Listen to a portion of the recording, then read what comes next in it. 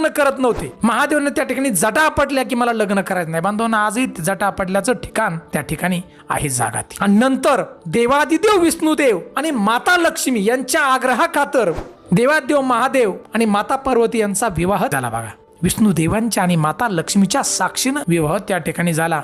म्हणून आजही त्या ठिकाणी बघा 2 शिवलिंग आहेत. देवादेव महादेव, माता पार्वती आणि दुसरं शिवलिंग विष्णुदेव आणि माता लक्ष्मी. ही गाभाऱ्यातली 2 शिवलिंग, ही शिवलिंग तयार झाली. परंतु बांधवांना आता पुढचा जो प्रश्न आहे आपला, पुढची माहिती आहे की हे शिवलिंग पाहिलं कुणी आणि हे भव्य असं मंदिर बांधलं कुणी. बांधवांना इतकं भव्य सुंदर मंदिर आहे की मंदिराचा एक एक खांब पाहताना अक्षरशः डोळ्यामध्ये आनंदाचे अश्रू आपले. इतकं कोरीव काम, मनमोहक, अक्षरशः आपल्याला स्वर्गात गेल्याचा भास त्या ठिकाणी होतो. तर बांधवांनो, मान तालुका आणि या ठिकाणी आज जे या पर्वतावरती मंदिर आहे सह्याद्रीच्या या भागामध्ये यादव कुळातील म्हणजे देवगिरीचा राजा सिंगण नावाचा राजा या ठिकाणी आला.